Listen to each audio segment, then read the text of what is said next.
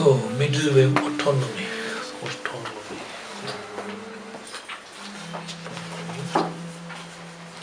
So, first we have this three parts: base, paths, and fruits.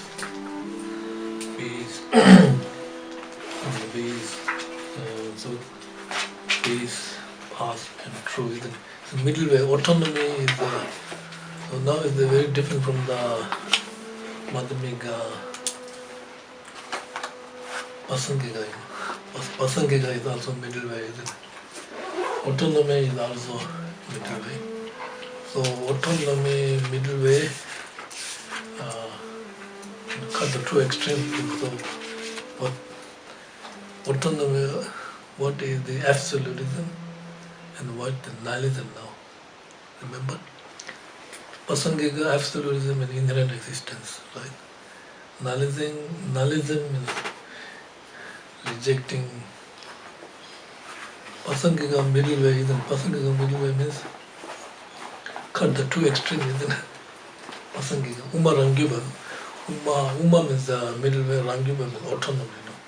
So Rangyuba is start from the Bhava Viveka. Bhava Viveka is Indian master. So Bhava Viveka, Indian master, Santi Raksita, who came to Tibet 8th century, also middle way autonomy, and also Kamalashila, and Indian master Haribhadra, all these are middle way scholars. And so middle way autonomy cut the two extremes, isn't it? What is the absolutism and what is nihilism? Different from Pasangika school, isn't it? Pasangika absolutism is inherent existence, isn't it? Inherent existence. If you accept things are existing from inherently, then absolutism. Nihilism means not dependent arising, isn't it? Not depending on other. Nihilism, two cut. Now, autonomy, absolutism is they are not rejecting inherent existence, isn't it? Autonomy accept inherent existence. So autonomy, things exist from the side of the object, and also this unmistaken mind perceive. With the combination of these two, everything exists, isn't it? All the phenomena, external, internal, all phenomena exist, existing from the side of the object. Okay. So autonomy, what middle way absolutism is, means if book does not exist, existing from the side of the object, book does not exist from the side of the object, and not perceived by unmistaken valid mind, then you are holding absolutism, because book autonomy not rejecting inherent existence, like things existing from the side of the object, and plus unmistaken mind perceive this object. Things are always there, not created by mind. Like mind only is good. Everything coming from the mind, isn't it? Mental. But autonomy, things exist, is existing there, exist. And unmistaken valid mind perceive the things. If you reject that, then you fall into the absolutism. Right? Nihilism means that if book does not exist, if you reject book does not exist conventionally, then you fall into the nihilism, isn't it? Book exists conventionally, isn't it? Conventionally, book exists.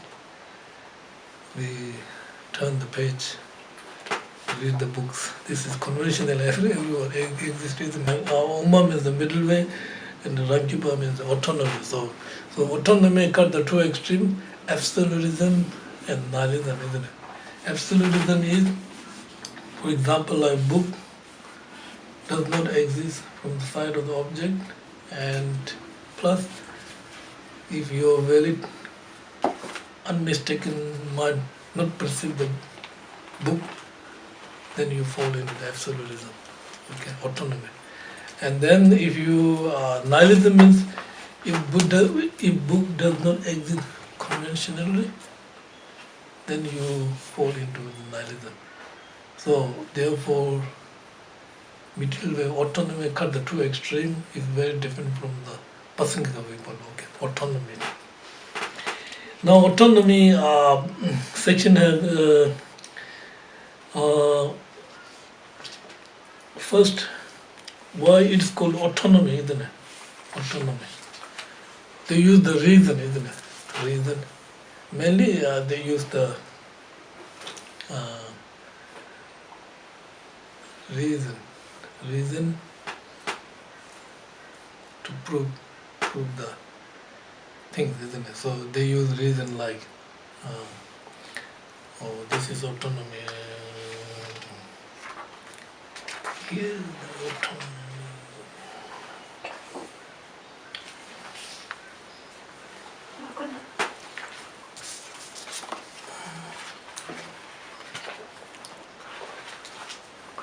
Baba Viveka lived in 6th century, Indian master, 6th century.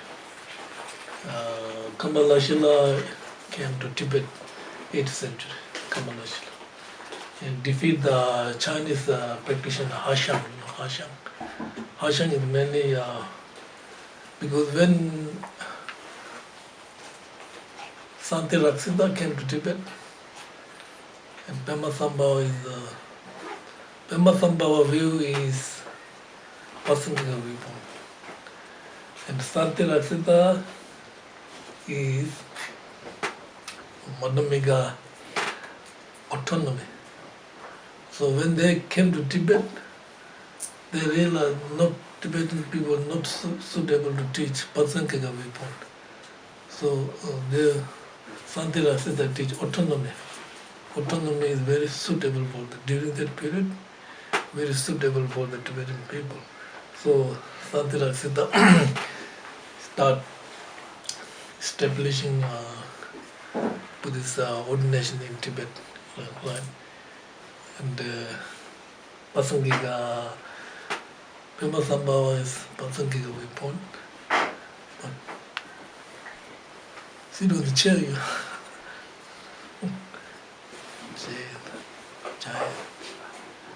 Pema Sambhava is Pasangika viewpoint.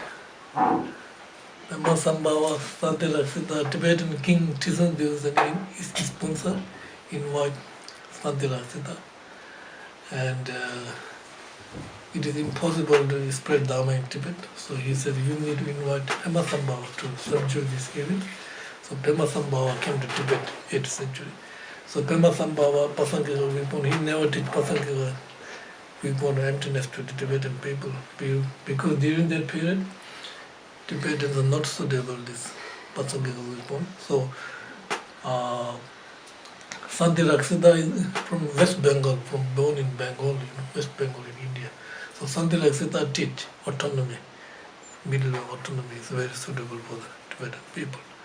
And mainly Pasangika viewpoint of emptiness teaching started by Atisha, 11th century. Since the Tibetans are practicing Pasangika viewpoint of emptiness. So now here autonomy, very important. Autonomy use the reason, isn't it? Autonomy use the these are very important in the autonomy viewpoints.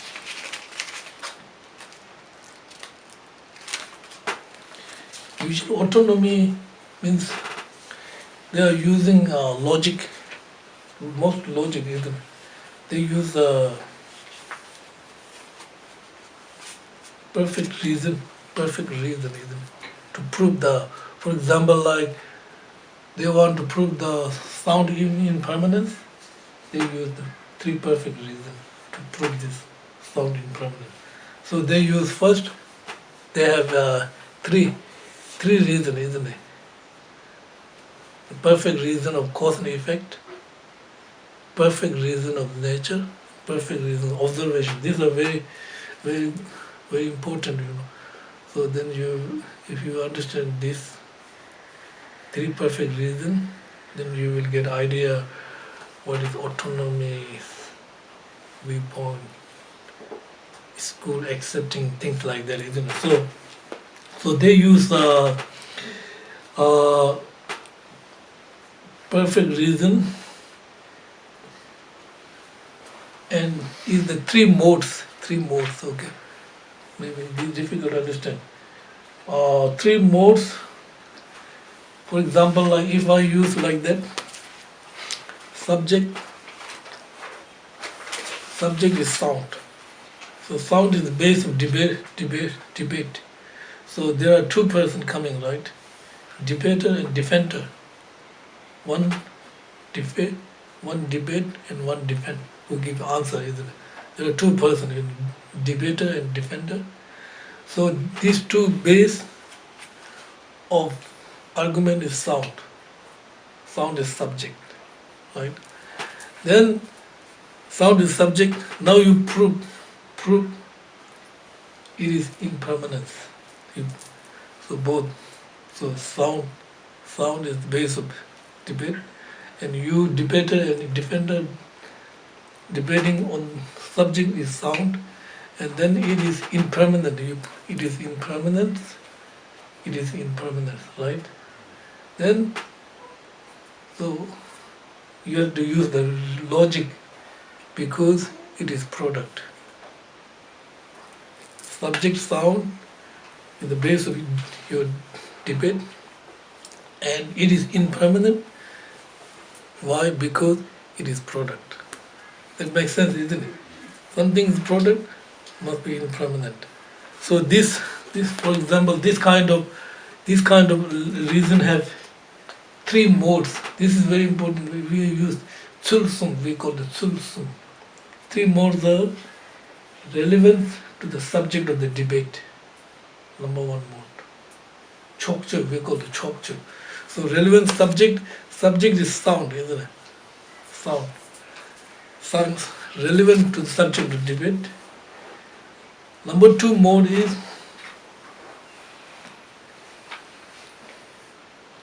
it called the positive pervasive. Number two, Jacob. And number three is we call the reverse pervasion. Let me explain like that. Remember, we have this one. First, sound, subject, debate.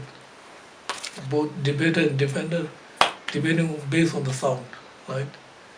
And then it is impermanent. Then I use the logic because it is product. Now this need three modes relevant to the subject of the debate, which means relevant means this sound and remember base sound and reason relevant. The two are relevant because base sound and your reason products are relevant both because sound is product. Sound is a functioning phenomena. Sound is impermanence, right? Base sound and reason product are relevant. You know what I mean. Relevance means it's a nature, right? Base sound. If I use like that, right? Then you can understand. If I use subject, space, right? Subject is space, relevant, right? Space is not product. Space is permanent phenomena, not changing all the time.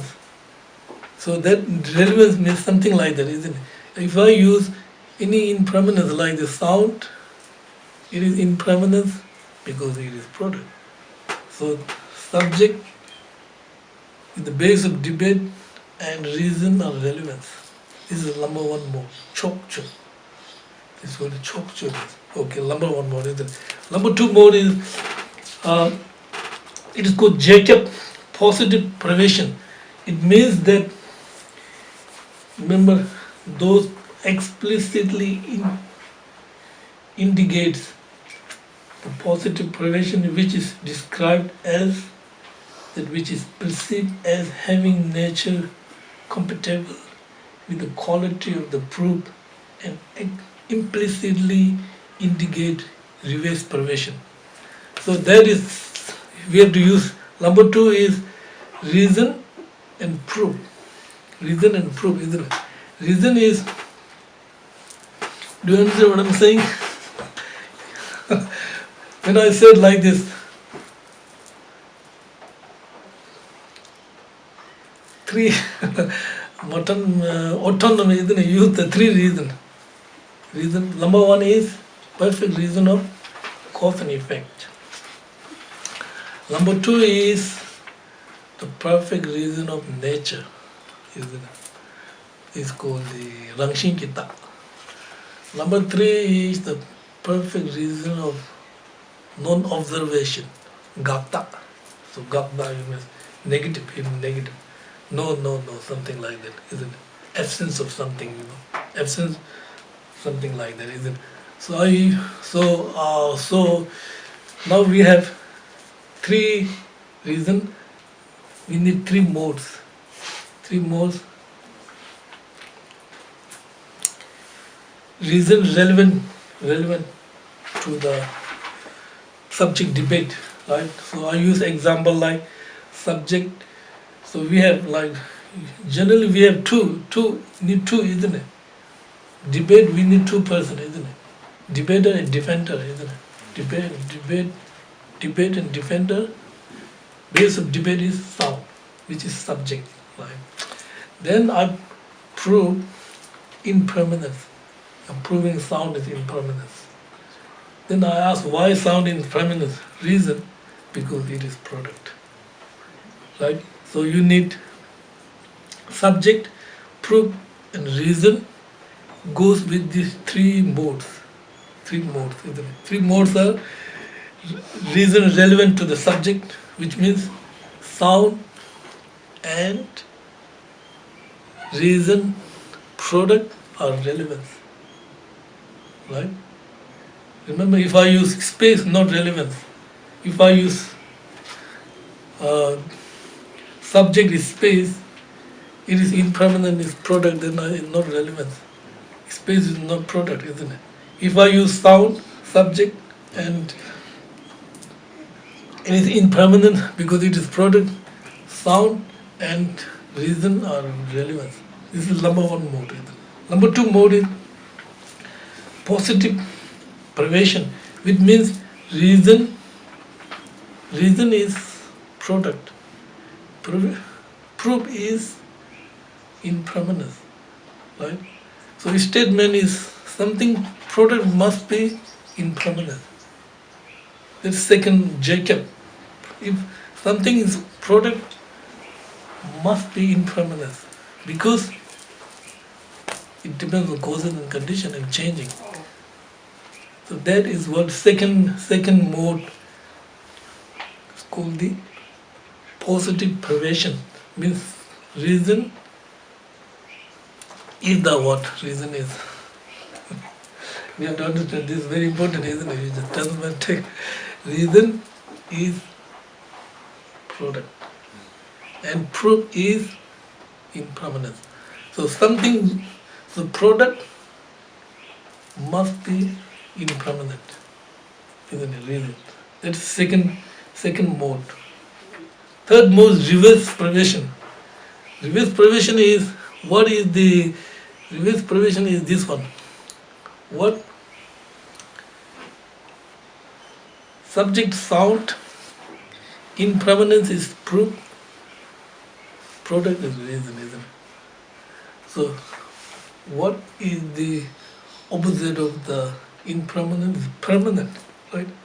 So permanent is an impermanent contradiction, right?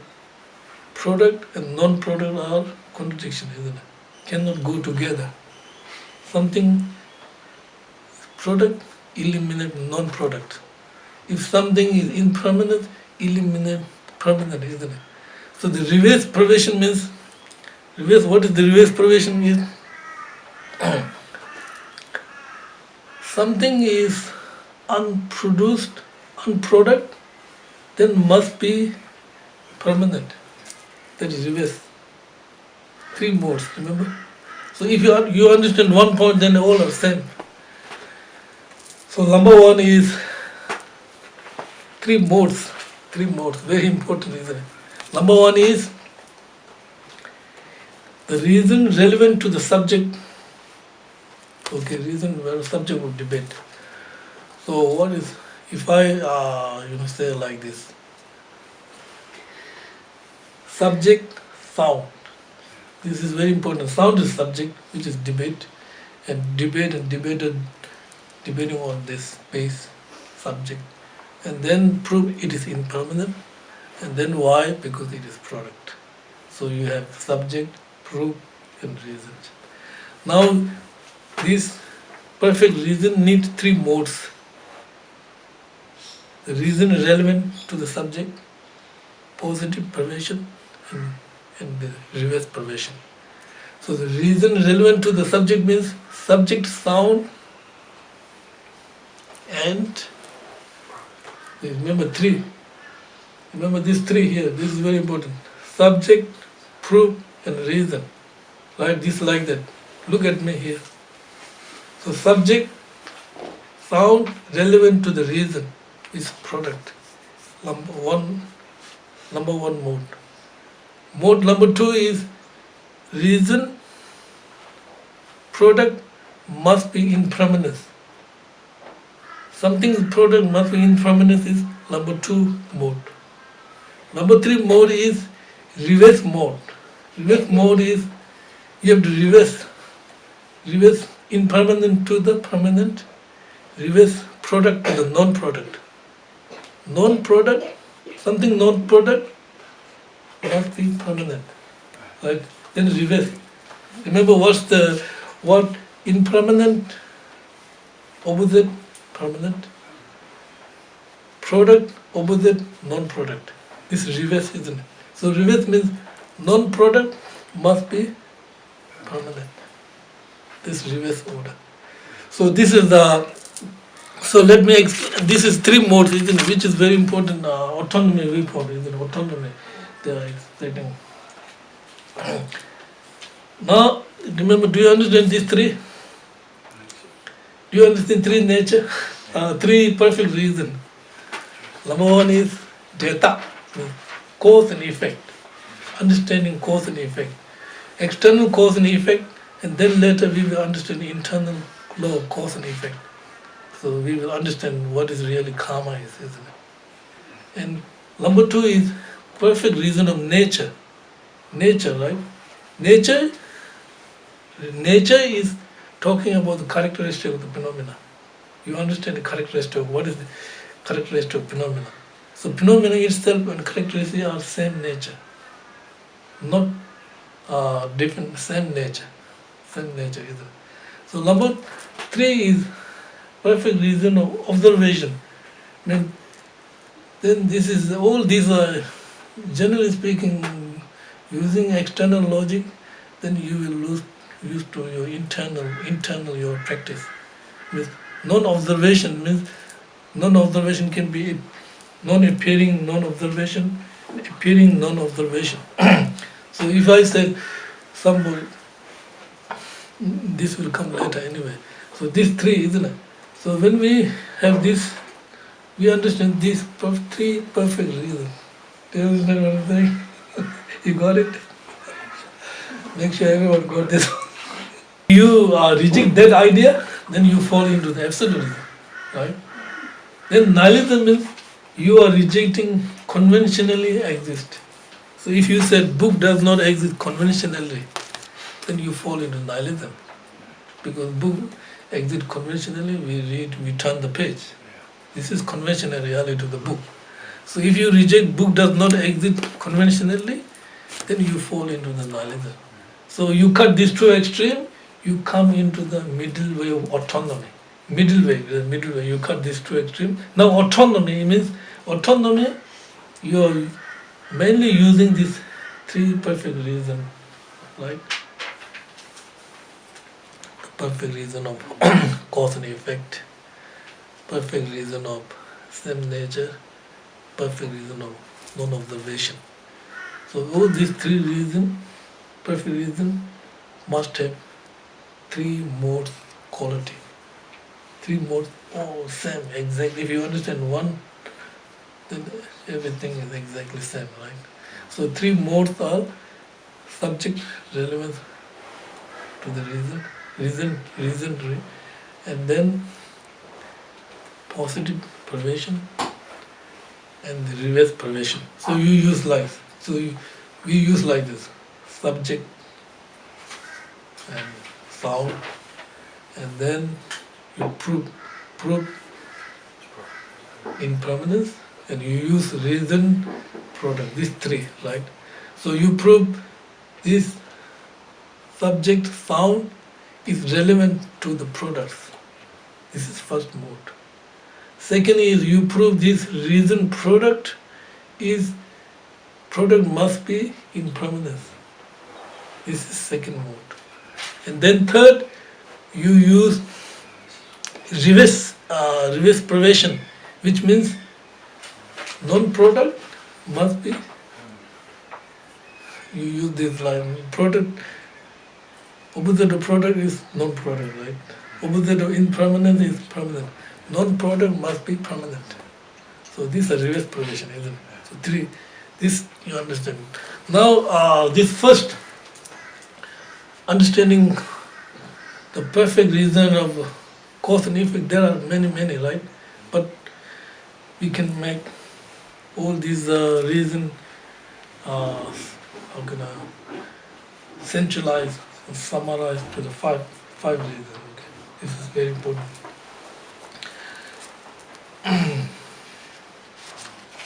Number one reason is perfect. The perfect reason of effect. The reason of effect. They have perfect reason of effect. So number one is perfect reason of effect. So perfect reason of effect. So number one is reason of effect proving a direct cause. Number one. Number two is the reason of effect proving a distant prior cause. Number three is reason of effect inferring causal attributes. And number four is reason of effect proving a general cause. And number fifth is reason of effect proving a particular cause. Five, okay? Let me talk about number one. The reason of effect proving a direct cause, right? Which we call the Gyumutu Jiteta. So this is here. We need to remember subject, proof, and statement of reason. So this reason of effect proving direct cause is there is a smoke on the mountain path. There is a smoke on the mountain path because there is fire. Smoke used to prove its direct cause, which is fire. Remember, if I say subject, there is smoke on the mountain path. You see the smoke, right? But not seeing the fire. You have doubt about fire, you know. Then I said, there is fire because there is smoke. Right? There is fire, then smoke is direct result of the fire. No, but this should be like that. You're not seeing the fire directly, but you have to prove. On the mountain, you see the smoke on the mountain, and you're not seeing the fire, and then you use this kind of logic, isn't it? What we call the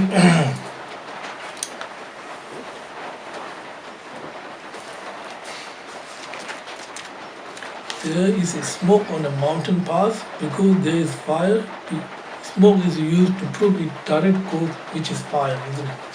So this is we call the reason, perfect reason of proving direct cause. Right? This direct cause smoke. Second is the perfect reason of proving distant prior cause. So if I say like smoke, so that is like that. Smoke is that perfect reason of the effect proving a distinct prior cause, which prove that, for example, like if I say, which prove that fire was its prior cause, since there is, if I say subject, there is bluish cloud of smoke arising in the space. Blue. I say something like that. Subject is bluish cloud of smoke rising on the air. Right? And then I said it cause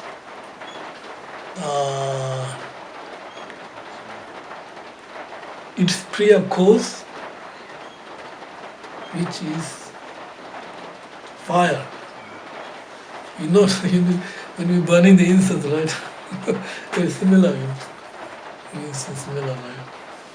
Because, and then you see the bluish smoke on the space, and then there's it's coming from the prior cause, or previous cause, which is fire, right?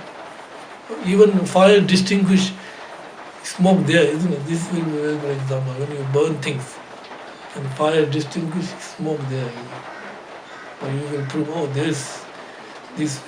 You see the bluish smoke on the air, and you will prove there is previous cause, which is fire.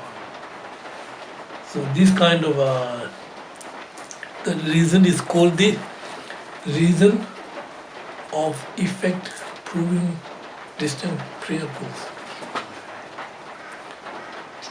Now, reason of effect inferring causal attributes, right? Causal attributes. So this can be like that. Present time, right? Present taste of brown sugar, brown sugar. You eat the brown sugar in your mouth. So this brown sugar have ability to produce next taste and next next shape of the brown sugar. Right? Because when you put the brown sugar in your mouth, it will not immediately disappear. It will take time, one by one. First, second, third, and then it will disappear, right? So previous taste of, when you taste brown sugar in your mouth, have capacity to produce next taste of the brown sugar, next taste and the shape of the brown sugar. Because when you put the brown sugar in your mouth, I'm sure it will not immediately disappear. Like you have to chew first, like chew on this piece of lump of brown sugar, and then slowly,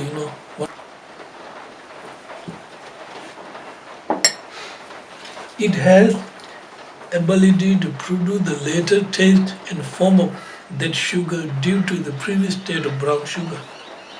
Do you understand? This is kind of like you're using the effect inferring causal attributes. That makes sense, isn't it? You have lump of brown sugar, right? Or piece of brown sugar. So you put in your mouth this brown sugar. And you chew this brown sugar, right? When you chew the brown sugar,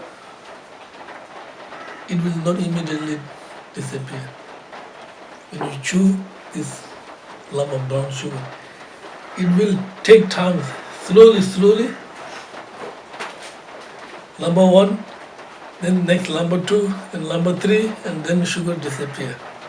So the number one, brown sugar, have ability to produce number two brown sugar taste and shape.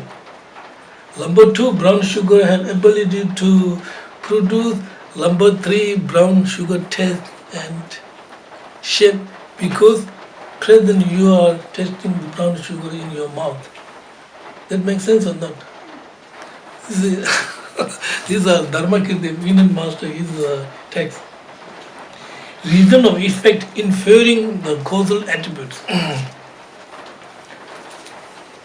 Reason of effect proving a general cause, not mentioning any particular. If I say something like this, subject, proof, and reason. If I say that consider this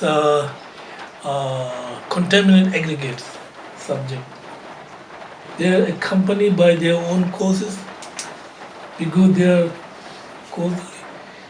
causally effective things that will not have arise without them on. I'm not mentioning any, just the subject is our contaminant aggregates. Then this is the subject, isn't it? Then you're proving this, they are accompanied by their own causes, not mentioning any particular of their own causes, because they are causally effective things that would not have arisen without them, right? Without cause. So it means the cause of our contaminant aggregates are delusions and karma, Just delusions and karma is our main cause of our contaminant aggregates.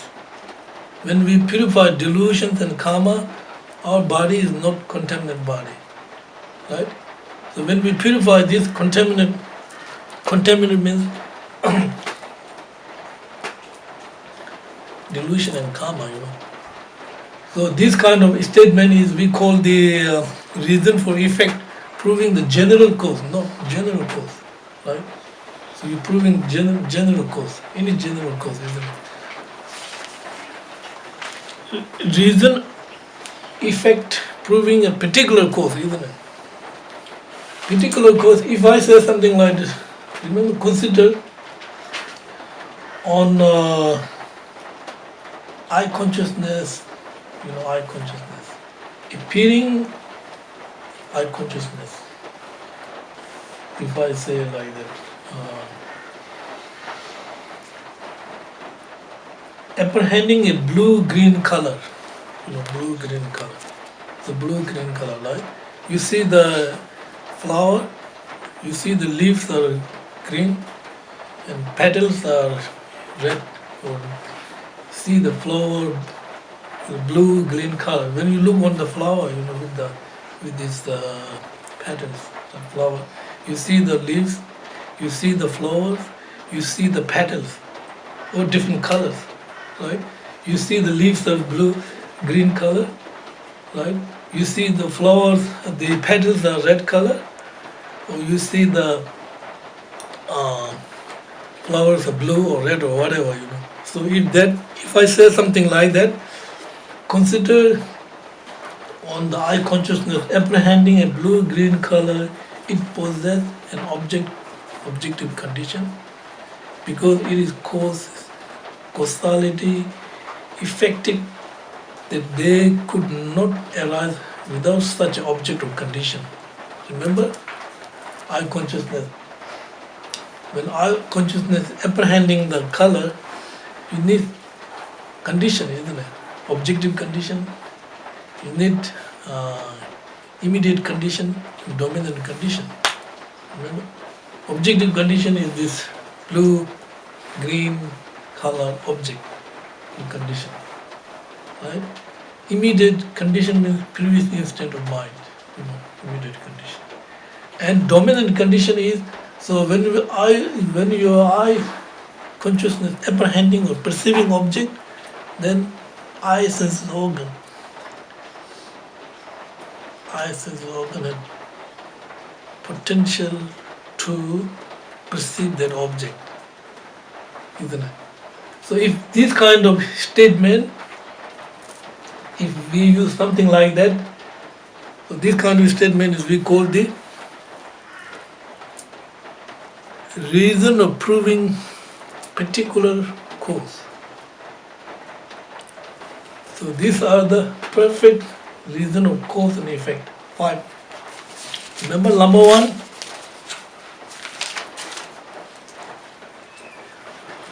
The perfect reason of effect proving a direct cause. We call Gyumo to Jidayama. And number 2 is we call the reason of effect proving a distant prior cause. Gyumonsong Jidayama. Then number 3 is reason of effect inferring causal attributes. Jucho Jebo Jidayama we call. Number 4 is reason of proving general cause.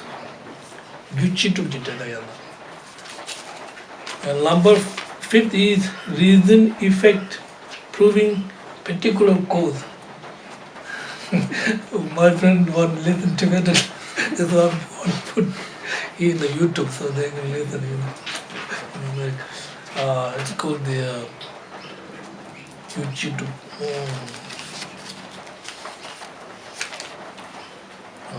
We call the reason of effect proving a particular cause.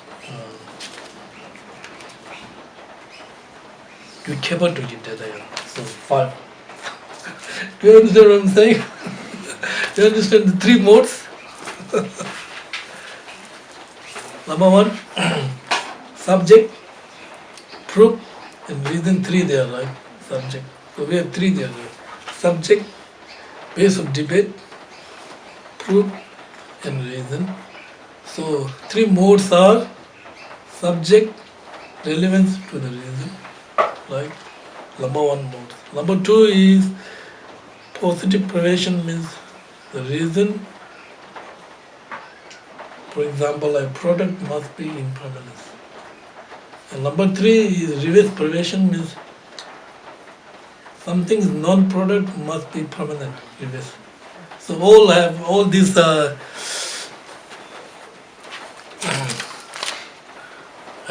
3 modes. Okay.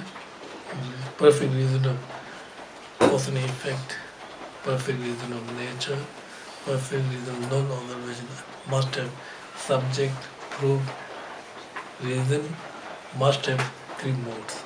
If you understand one, exactly same for everyone. You can understand everyone. The second reason is called the reason of same nature, Rangshi Chitta. So reason of same nature have two types. The reason of same nature suggesting an agent directly, and the reason of same nature suggesting an agent indirectly. So second perfect reason is called the reason of same nature. So that means subject,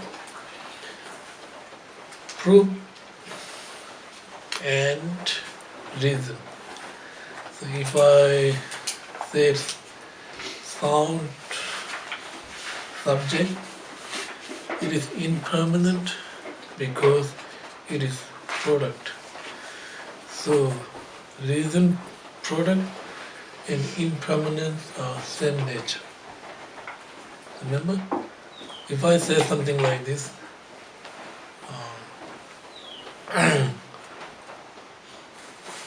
sound right?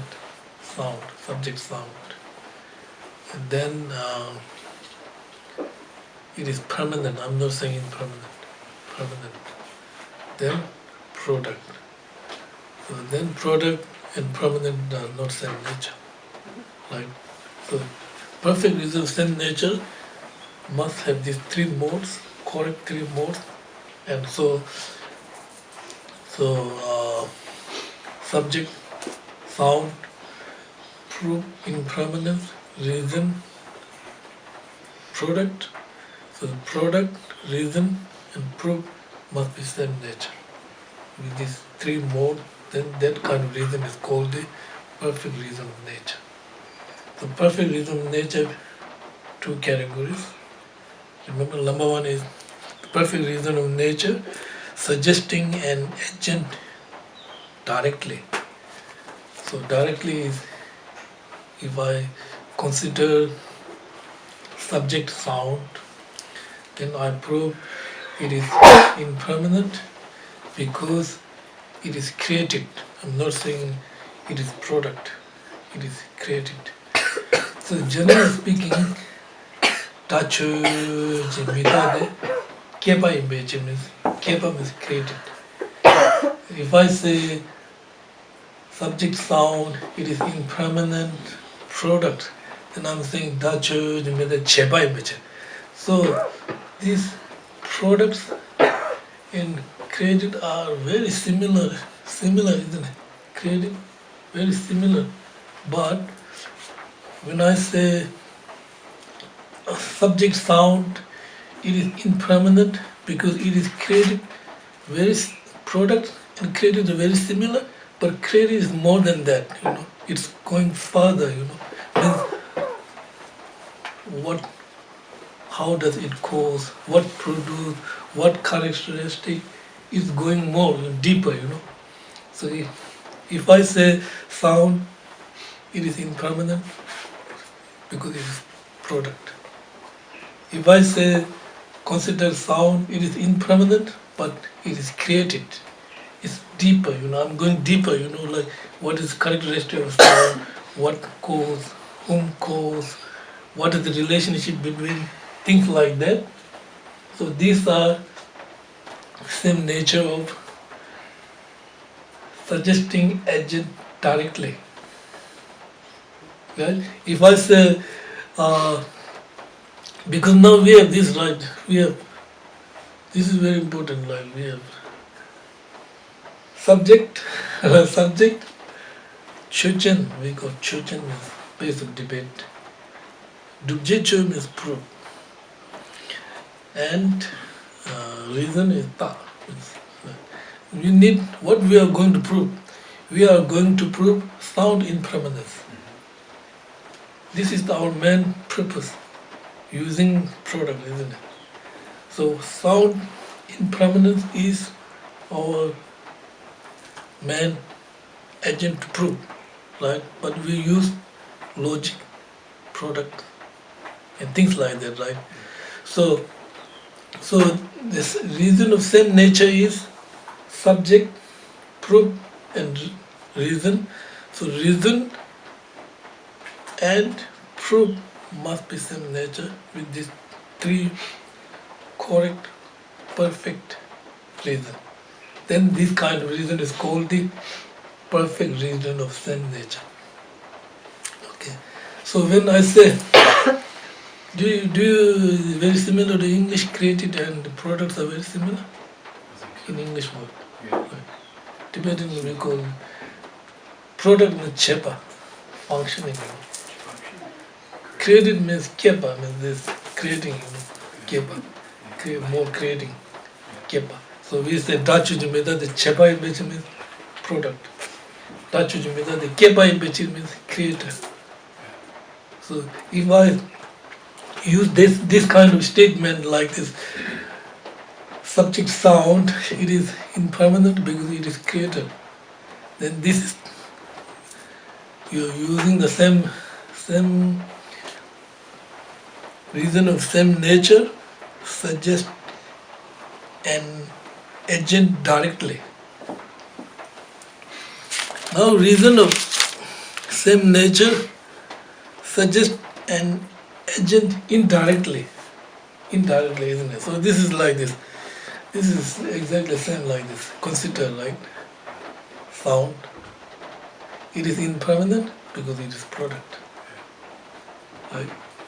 That's that kind of a statement is uh, the the reason of same nature suggesting an agent directly, indirectly. Okay. Now we have reason of same nature not suggesting an agent. Remember, the previous one is suggesting, one suggesting directly, one suggesting indirectly. Right? If I say create it directly, if I use reason product indirectly. Now there's perfect reason of same nature, but not suggesting an agent. So this, if I say consider something, you're not mentioning anything. Consider something. It is impermanent because it is causality effective things. Then I'm not mentioning any specific, just consider something. It is impermanent because it is causally effective thing. So this kind of statement is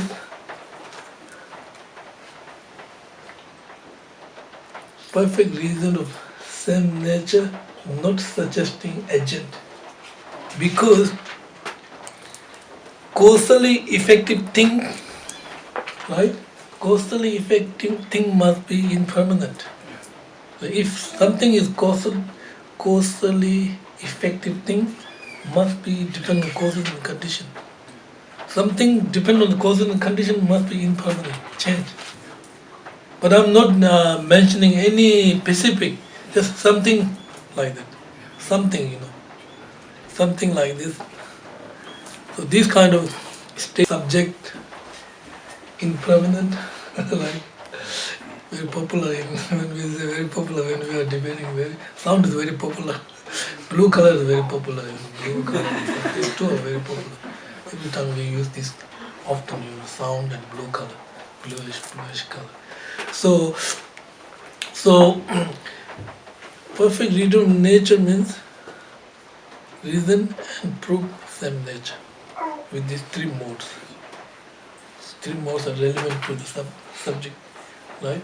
And the reason must be impermanence, and then reverse perversion, which is permanent and non-product.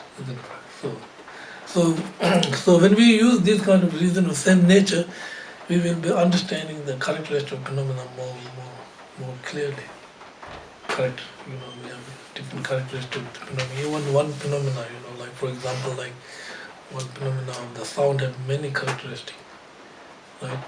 Sound impermanence, sound functioning, sound creating, sound in emptiness of sound, all these are the characteristics of the sound. Right? So base sound and characteristic are inseparable. When something happens to the sound, we cannot talk about all the characteristics. It's gone. There's no base of this characteristic. So base is sound. On the basis of this sound, there are so many different types of characteristics on one phenomena. We can explain like. So therefore, this kind of reason is called the perfect reason of same nature. Okay.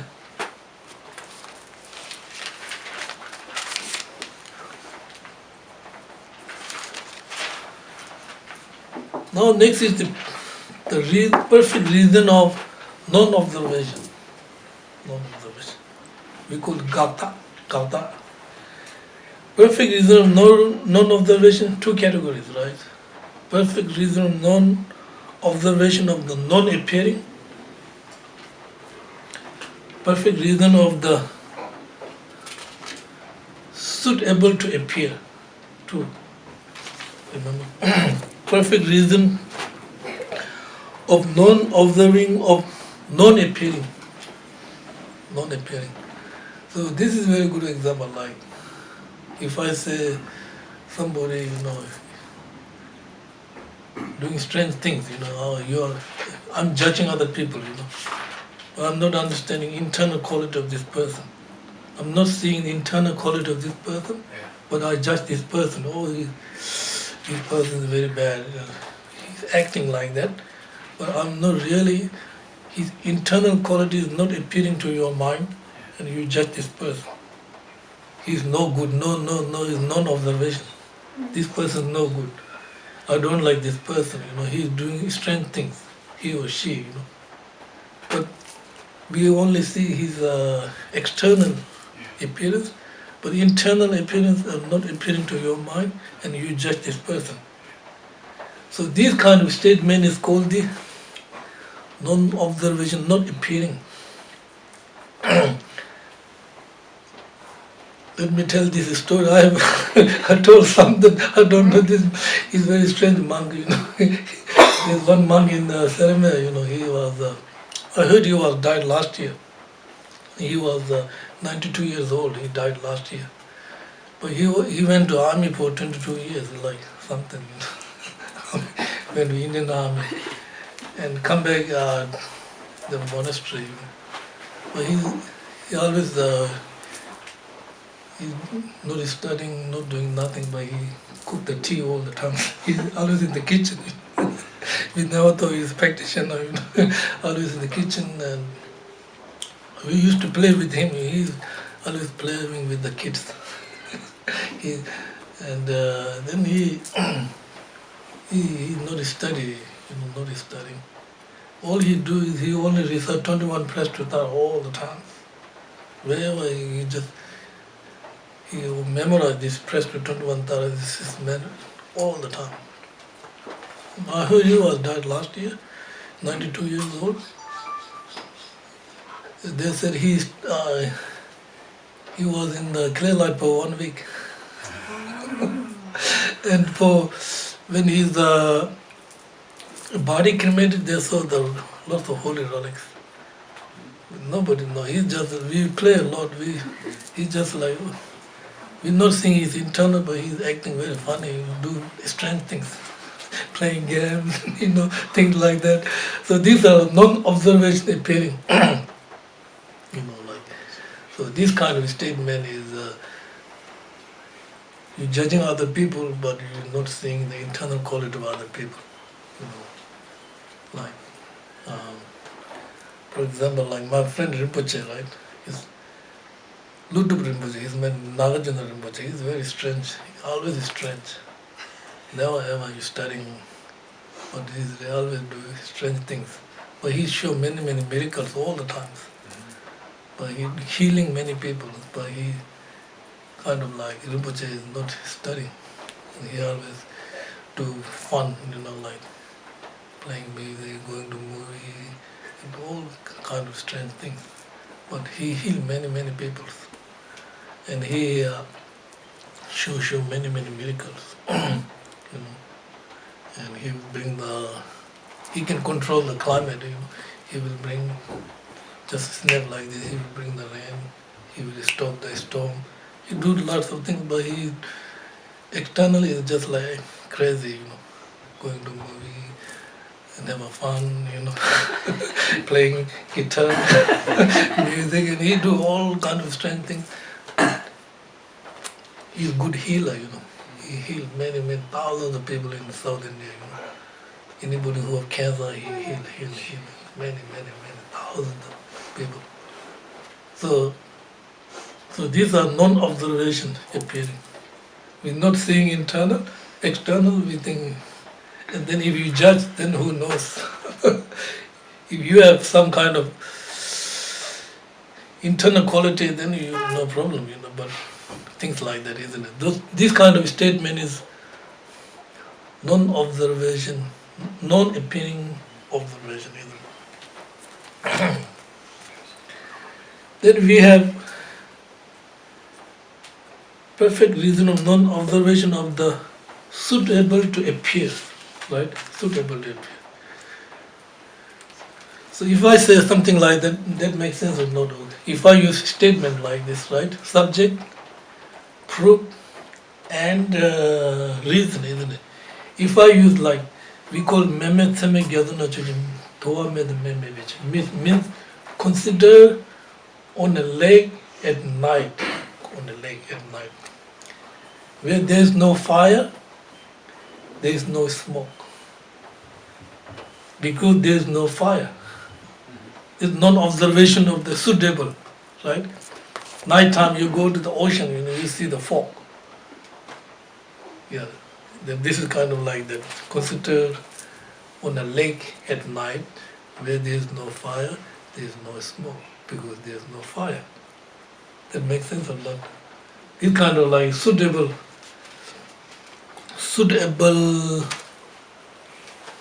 what we call the non-observation perfect reason. So this old reason, right? Using autonomy, very important, right? Use this kind of reason, right? Nature reason, perfect cause and effect reason, and non-observation. All this purpose to understand. When you use the reason of the cause and effect, then this will understand the law of causality, right? Law of causality. So it's cause and effect, and understand dependent arising, right? When you use the reason of nature, you understand the nature of the phenomena. So here now nature phenomena isn't. Remember that autonomy, three nature, isn't it? Right? Autonomy, three nature. Emptiness is nature, right? And also things are existing from the side of the object, not perceiving but valid. Your valid cognition, you reject this is also one nature, right? It's object of negation, right? Emptiness of the Madhyamika autonomy viewpoint, you have to negate object of negation, isn't it? If you negate that, things are not existing from the side of the object, and not perceiving from the side of the object, and not perceived by valid cognition, then you fall into the absolutism, right? If autonomy reject things that not conventionally exist, then you fall into nihilism. And then you come into the middle way of autonomy. Cut these two extremes. Autonomy mainly use these three perfect reasons. Perfect reason of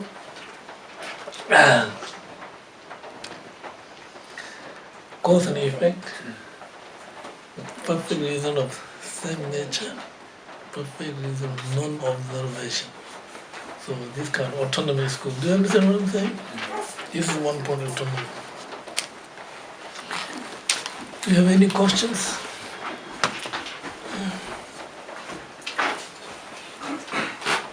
Geshe, could you speak about the perfect reason of non-observation of the second point? That is the reason suitable, is it to appear? I didn't catch it. Oh, this is the second one, right? Yeah. Nighttime, this lake, you use the lake. Consider on a lake at night, subject.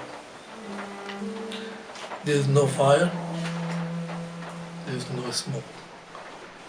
Non-observation is suitable. This is using non-observation, right? Suitable. Because foggy nighttime, and then there is no fire,